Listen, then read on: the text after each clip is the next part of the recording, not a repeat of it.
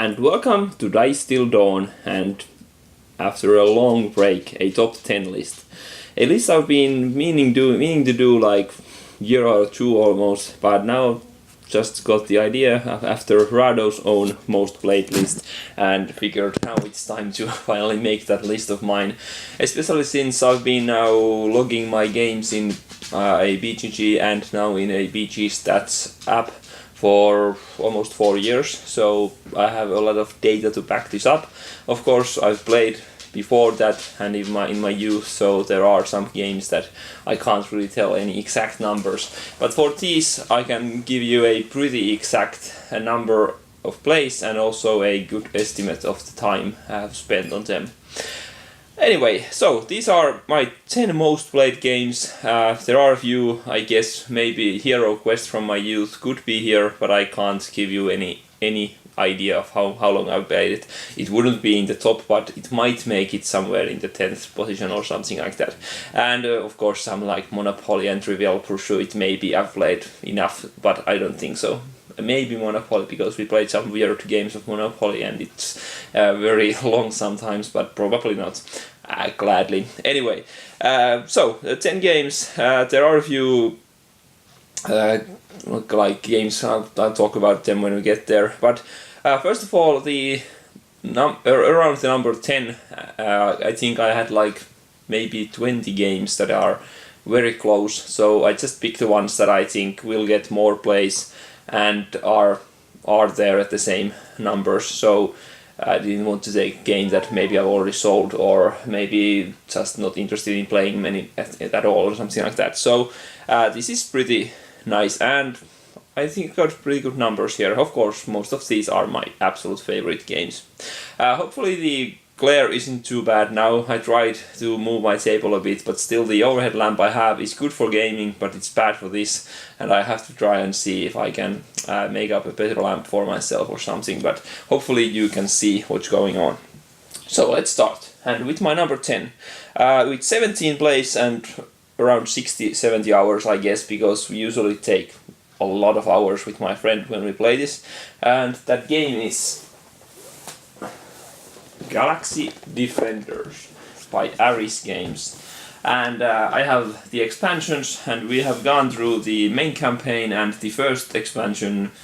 I think it's the not the Extinction Protocol, but the what is it called? I can't remember. Sorry, Operation Strike Back, and we still have the Extinction Protocol left. I really love the game. XCOM in a box. Just very thematic and cool to think about your moves and plan. A fully cooperative dungeon crawl in a sci-fi universe, and especially after they get the expansions, and the expansions give you more abilities and they make some things free actions, stuff like that. Those changes are just brilliant because they make it a lot smoother. The first few missions of the base campaign are maybe a bit clunky in nowadays standards comparing to some other better dungeon crawlers there, but they are still fun and they make you make these hard decisions because they are a bit clunky. For example, you can't interrupt your movement with attack and stuff like that, which gets easier with the expansions, and they add a lot of stuff. So I have two full this sized boxes of the content here, so there's a lot to play here. Really enjoy this and totally feels like XCOM. Okay, so that's number 10. Number 9 is a solitaire game only, and I've played 34 plays. BG Stats gave me around 70 hours. I think that's pretty accurate, maybe a bit more even, but that is DVG's Field Commander Napoleon. Played through the full campaign twice and then played some some big scenarios and tried it and really enjoy the game. It's a very thematic, deep game with 11 of Napoleon's campaigns and cool, kind of easy to play, still a lot going on, and you can it's divided between tactical and strategic checkments, so you move your troops on the big like map, and there are many mounted maps here, and then when there's a battle you move on to this smaller battle mats where you are lining your troops and shooting your cannons, and the individual troops are actually fighting each other. And then, depending on the outcome of that battle, you go back to the strategic map, and maybe you control an area now, and you have these objectives at the beginning, and just work through them and try to be efficient. And there are stats, and you can compare how you did when comparing to Napoleon, how fast were you, stuff like that. It's just cool gravy on top. But all in all, it's a brilliant system. The components are very thick and nice to look at, and it just sings the game. A blast solitaire game. And Field Commander Napoleon. Okay, number 8 with 27 plays, around 70 hours again, and that is one of my favorite games of all time, and that is Terra Mystica. They are now coming out with the Gaia project, and I'm really looking forward to that. But Terra Mystica is one of the few games that I just really want to play almost all times, and I can't think of this leaving my collection anytime soon, or ever even. With the expansions, there's like, I don't know, 20 races or 18 races, something like that, and a lot of game in the box, and just love the puzzly aspect, kind of, well, building your race, trying to exploit your strengths and cover your weaknesses, and just do these cool combo turns where you are building stuff and getting all these abilities and unlocking things, and just a brilliant game. Terra Mystica. Okay, number 7 with 101 plays and around 120 hours.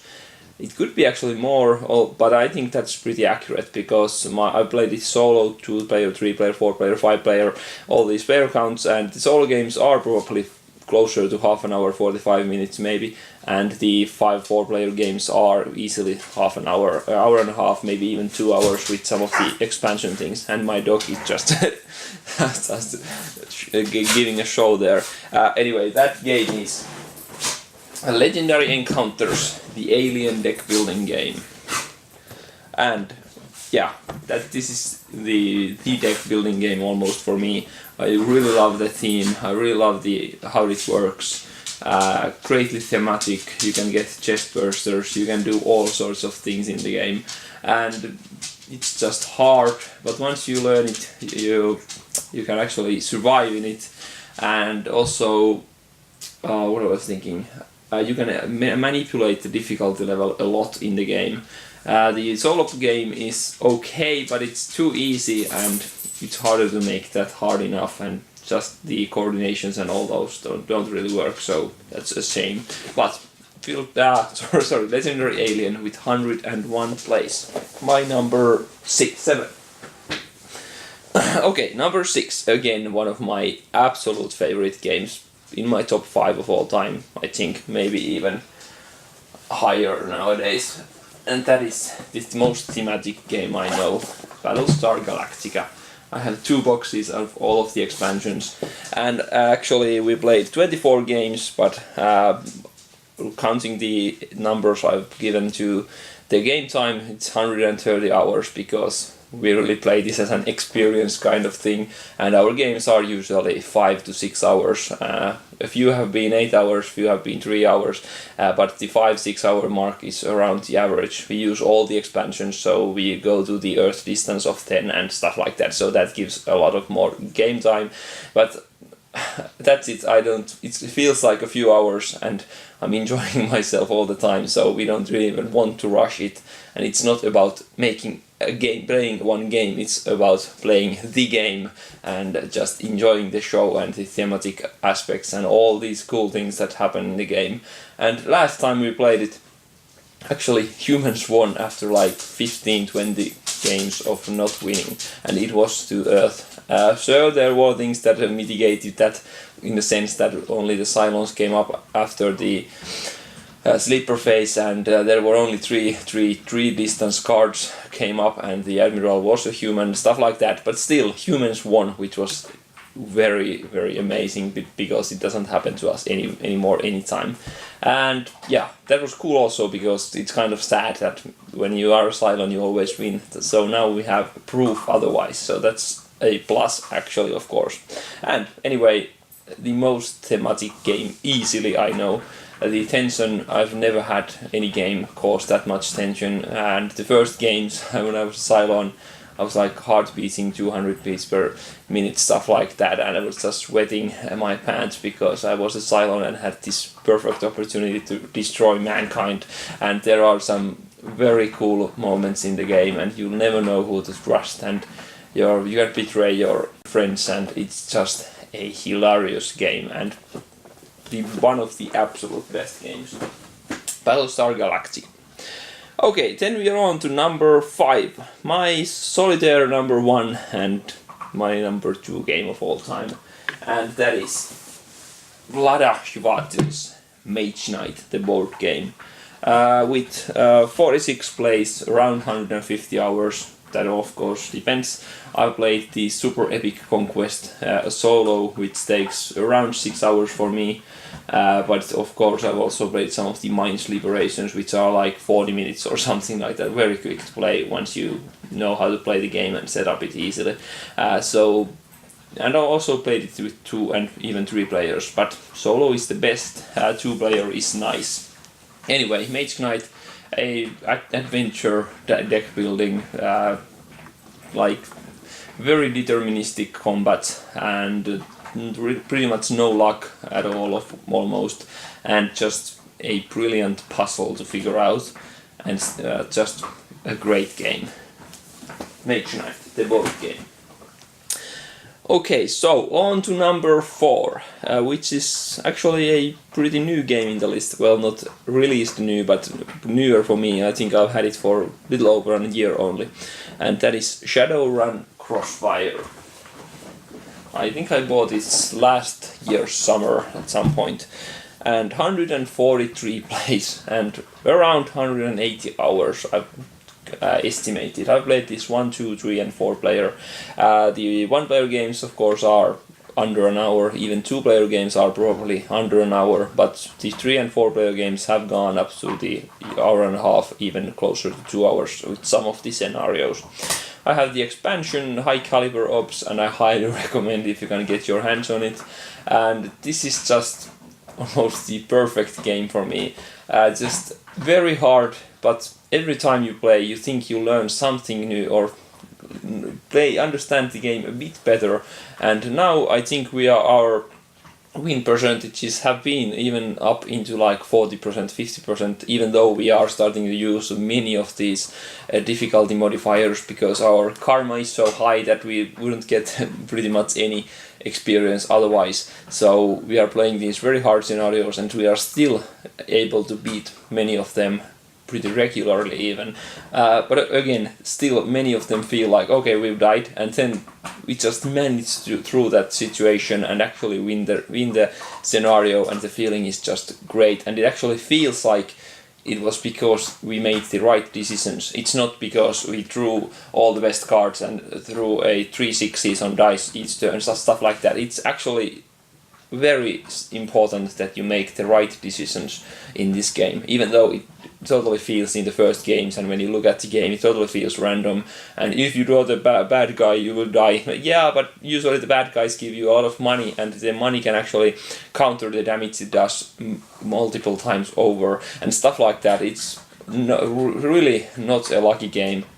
And the biggest luck aspect, I think, are the crossfire cards, but the main thing about those is that you see that at the start of the round, and you go through the whole round without anything changing in the board. So you know the crossfire card and it won't change during that round, so you have to plan the whole group's movements around that crossfire card if it's very bad, and of course the opponents also. So usually there's nothing happening random in a turn. It happens at the beginning of the turn, and then from that point on it's just how do you spend your cards and actions and moves and stuff like that to best manipulate the board to your advantage. And it's just a brilliant game.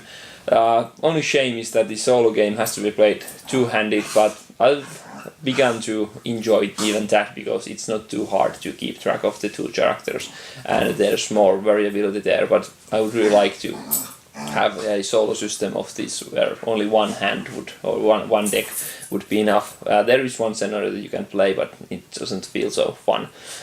Anyway, Shadowrun Crossfire, they are coming out with the Dragonfire, which is the same system, slightly tweaked and set in the Dungeons and Dragons universe.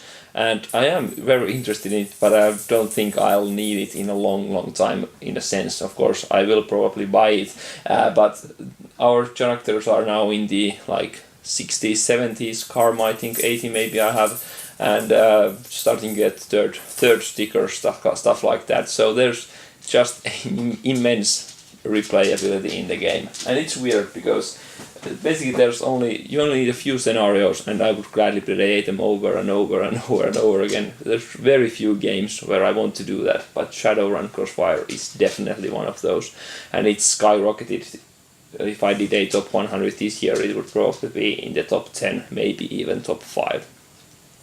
Okay, so long talk about Shadowrun. I love that game. And number 3, with 81 plays, around 300 hours at least, probably even more. We are on our 7th campaign. I've played a few skirmishes, and that game was my number 1 last year, and that is Imperial Assault. We played through the first core campaign 3 times or 2 times, and I once played it solo, well, cooperatively with my friend. So 3 times and 2 times of the Hot campaign, and we are on our 2nd run of the Jabba's Realm campaign.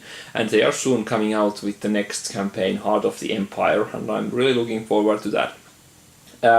A great dungeon crawler, and feels very Star Wars, and just great fun. It's a puzzle game in a sense. You just really have to plan who wants to move now and do what. Of course, there are problems, of course, with this amount of scenarios. Some scenarios are definitely unbalanced to either side, and some things are a bit weird, but all in all, it's still a blast to play this game with 5 players and the campaign modes, and just great. I really love the game. And of course, the skirmish is also brilliant, even though I haven't played it that much, sadly. But the 2-player skirmish, or even 3 to 4 player, when you have the hot map, and that's just really enjoy it, and would like to play even that more. But maybe at some point, my girlfriend isn't so interested that she would like to play it. So usually it's just the campaign when my gaming group comes over. Okay, on to number 2, which is a card game. I haven't played actually in 2 years, maybe over 2 years, more than a few games, but I still really enjoy and respect the game, and I had fun when I played it this year. And that game is this very heavy box, Android Netrunner. I have 593 games logged of this, around 500 hours plus. Pretty much the same amount of hours spent in deck building. I've been to like 4 or 5 tournaments even of this game, which is very unlike me, but I just really loved the game, and the gaming community was great, or is great, I guess. But as I said, I haven't played any new cards in 2 years over, so I just played this a bit ago, but with the older cards, and was having really fun with my friend. And I think I have to buy at some point the Terminal Directive campaign, even though I've heard mixed feelings about it, but would be really enjoying to play through that, even though I don't want to buy all the new packs they release every day and all. But I have like the first 3 deluxes and first 3 cycles, I guess, and 2 core boxes, so I have a lot of cards for the game.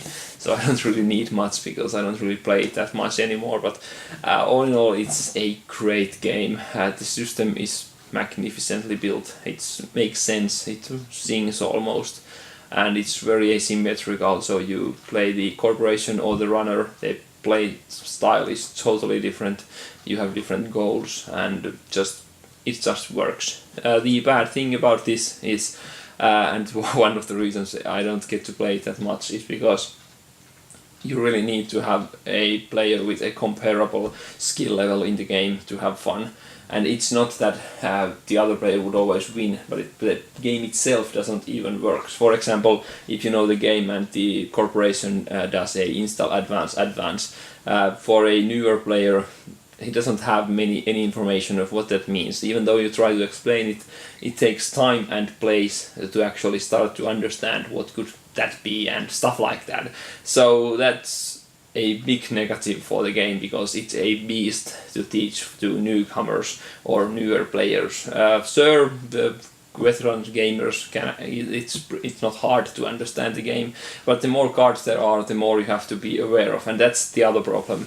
Even for me, if I went to a tournament now to play with the guys, and I haven't seen the cards in 2 years, I couldn't really expect what would happen. So I would remember that maybe with this code breaker I can pretty much get through anything that is this type or something, and then there's a new card that just kicks me in the face and I lose the game instantly or stuff like that. So that's the problem, because you really have to have the same skill level and knowledge of all the cards in a sense to actually have the proper fun with this game, because the bluffing and all the bluff aspects in the game mean nothing when you don't have the comparable skills and knowledge of the game. So that's a shame and the one problem with the game. And I think it was still in my top 100 last time, and I probably would be still, because I really do love the game, but just don't play it anymore pretty much at all because of reasons. Anyway, and that was number 2. And number 1 is easy, and of course I was thinking about maybe not including it, but again, I think card games are board games, just as Netrunner, and this is the game I've played. I think I started 17 years ago. Of course, I haven't played this every year a lot. Some years where I haven't played much, and some years I've played a lot. I have thousands upon thousands upon thousands of cards for the game, and just really love the game. And that is Magic the Gathering by Richard Garfield. So Richard Garfield does a 1-2 punch of few thousand hours of my life wasted. Well, not wasted, but you know what I mean. And I have 10 of these boxes and 60 decks built at the moment, and all kinds of folders of cards all around, and shoe boxes, and just a lot of stuff for the game.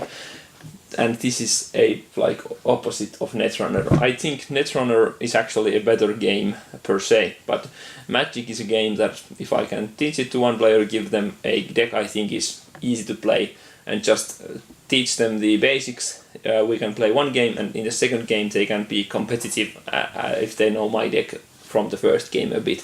So it can be fun even for pretty new players. Of course, if you've played this 20 years like I have, you won't get all the things and timings of the game, stuff like that, but it doesn't matter, it's just fun. Just shuffle a deck and take 7 cards and start playing. It's very fun, it's quick, easy.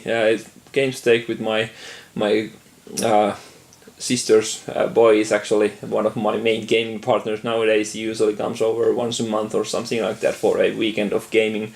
He's 17 now, and we usually play these games for 15 minutes maybe per game, maybe 20 if it's long, maybe 5 minutes if it's a bit shorter, and all the time it's great fun. I have 300 games logged since 2013, but I can't even begin to estimate the games. I think it would be in the thousands, maybe 2,000 to 3,000 games at least. Of course, that's just a feeling, but if I played Netrunner 600 games, I can base it on that. Starting from 2000 on, and I think I've spent more time making Magic decks than I've spent playing any of these games total. Pretty much close to that. I know it sounds crazy, but I've organized and built my decks all over again tens of times, and one time usually took me when I was younger a week of after school organizing the cards on the table and then starting to build the decks one by one, and just thinking through sculling the cards and finally getting it to 60 cards, then start the next one. It was usually a week or 2 of the cards laid out on my table and building the decks, and after that started playing with them and tweaking them and just having fun. And I've done that several times in my life. And of course, in between, I've just been building some random decks, and I've even made a cube with some old commons. Well, beginning from my starting times of like Odyssey block up to this day, and built a cube which took like, I don't know, 20 hours, 30 hours to build the cube. And we played one cube craft at one of my birthday parties, and it was a blast. And I think I have this year's birthday party. I had my birthday a few days ago. I have my birthday party coming up next week, 2 weeks ago. After 2 weeks, I guess about 22nd or something like that. And I think we will play another cube draft, and that will be fun. I know it already. So anyway, I think 3,000, 4,000 hours easily and spent in this game, but really love the game. Magic the Gathering. Okay, so that was my most played games. Maybe gives you some more idea if you're interested in what games I like and how much I actually get to play the games. Of course, there are many games that I would like to play more and like to get on this list, but such is life. For example, I think one of the rising stars on this list would be Neuroshima Hex. I played 80 games this year. It was already in the 10th spot in like contention, but it's been a few months since my last game, so I didn't include it in this list, but probably will start climbing up the ranks, maybe even to match the Netrunner, for example, at some point, but we'll see. Well, anyway, I have a lot of ideas for top 10 lists, and I really love doing these. Hopefully you can stand to hear me babble for 20-30 minutes, but if you have any ideas of a top 10 you would like to see, please post in the comments below, and I'd love to take them a look and see if I can actually make something out of them. Anyway, thanks for watching, and bye.